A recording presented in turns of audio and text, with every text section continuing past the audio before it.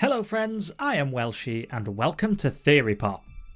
The third season of The Dragon Prince has been out in the wild for a few weeks and it delivers a solid continuation of the saga so many fans have grown to love. There's action, magic, dragons and beards? What more could anyone possibly ask for? Well, how about an answer to a question that has been plaguing the community since the first season? Before we get into the theory, beware of some major spoilers ahead for all 3 seasons of The Dragon Prince. The Dragon Prince community is no stranger to theories. You just have to scroll through the YouTube search results to see the impressive number of theories that have been inspired by the show, and I think that's a testament to just how big an impact The Dragon Prince has had on its fans. People are eager to learn more about this fantasy world and its people and history, and have become so invested in the plot and characters that they search for hints and clues as to the wider story. There is one theory that has been present within the Dragon Prince community since the first season, a theory about a certain character who was apparently killed off early into the show's run. I'm talking, of course, about the theory of what happened to King Harrow. In the first season, a group of Moonshadow Elf assassins infiltrated Catolis on a mission to avenge the death of Avizandum, the Archdragon of the Sky, and the destruction of the Egg of the Dragon Prince. Part of this assignment was to assassinate King Harrow, the man who had killed Thunder. When the humans learn of this, the Dark Mage Viren presents Harrow with a creative solution. He has a spirit-consuming, 2-headed Soulfang serpent in his possession, and through his dark magic, can use the creature to swap Harrow's spirit into a host body. Harrow refuses Viren's offer and is killed off-screen by the leader of the assassins, Runan. This is where the fan theory comes in. It goes like this. Before the Moonshadow Elves attacked the castle, Viren visited Harrow in his chambers. The Dark Mage used the Soulfang serpent to transfer Harrow's spirit into the body of the king's faithful avian companion, Pip. This is supported by the fact that we don't see Harrow at any point after this meeting, Viren keeping Pip caged and gloating at the bird, and Pip's quick escape during Viren's fight with the Catolis Castle Guards in Season 2. I did cover this theory in a video analysing several suggestions as to Harrow's fate, which you can see by following the card up above. I wasn't 100% convinced by the theory, though at the time it seemed one of the more likely scenarios for what happened to Harrow. But with the release of Season 3, we now have evidence that points to a different conclusion. I argued in my previous video that if Harrow's spirit had been transferred into Pip, then the Moonshadow Elves would have noticed. For one thing, Runan is probably intelligent enough to recognise a soulless husk of a body.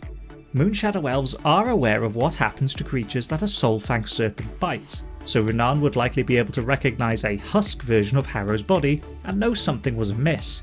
Or if it was a soul transfer and Pip's spirit had been placed into Harrow's body, the assassin would know by the king's odd behaviour that this wasn't the target.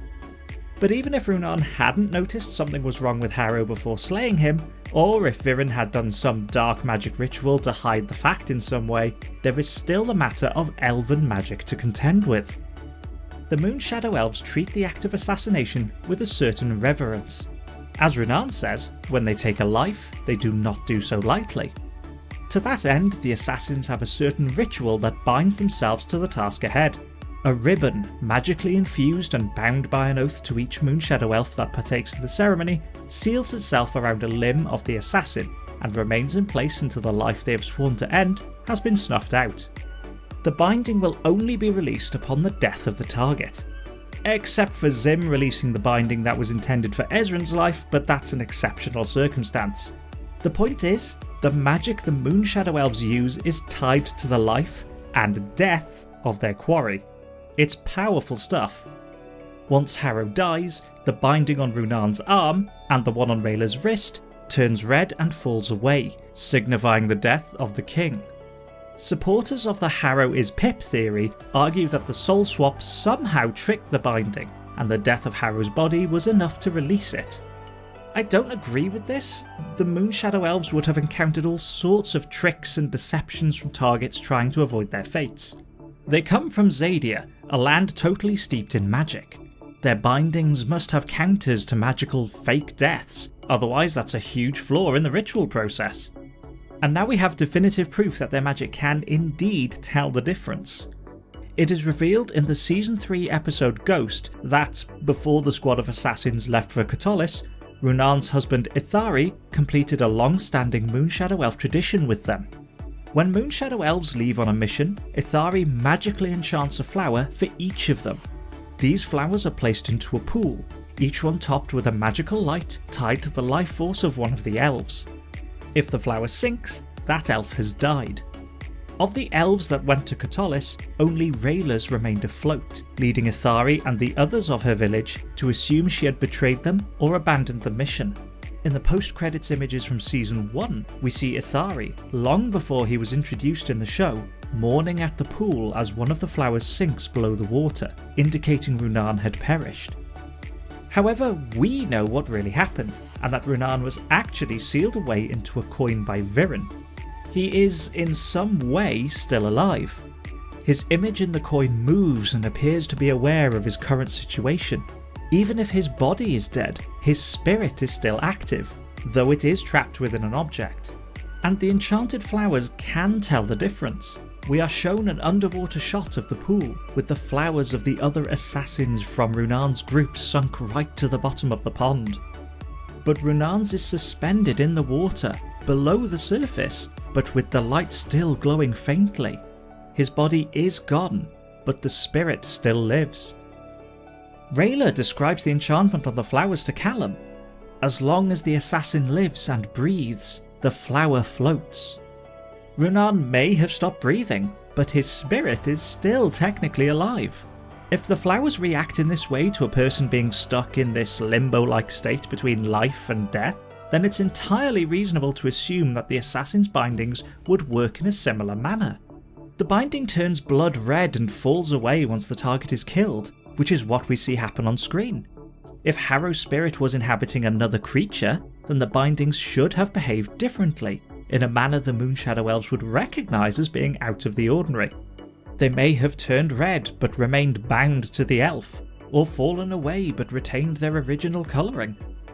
If the justice the elves swore themselves to went unfulfilled, and the target's spirit still remained, then the bindings should have reflected this, just as the enchanted flowers behave differently when the body has died but the spirit still lives.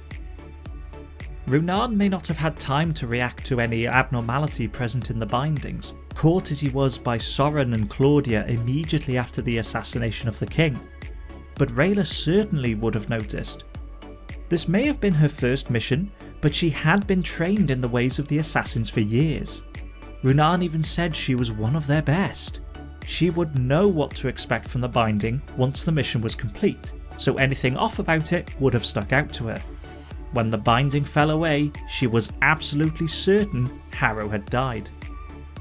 And just in case there's any room for doubt, W.R. Miller from the Animation Scoop website spoke to the show's creators, Aaron Ehas and Justin Richmond, about the story leading up to Season 3. When asked directly about Harrow's fate and the theory that Viren had saved him with dark magic, Ehas stated, "Runarn killed him, Runarn of the Moonshadow Elves." Swapping a person's spirit or soul into another form is not enough to fool the magic of the Moonshadow Elves. They are the custodians of death, the messengers of vengeance, and the harbingers of justice. It's a task they do not take lightly, and they have magic and enchantments to ensure that any mission they set out to complete is done so correctly and accurately. The taking of lives is no trivial matter to these assassins. Runarn ended Harrow's life. The king is dead. Long live the king. But what do you think? Is Harrow trapped in Pip's body, or is Ezra now firmly established as the king of Katolis? Let me know in the comments. If you'd like to see more theories, click the video on the left, click my face to subscribe, and I'll see you next time.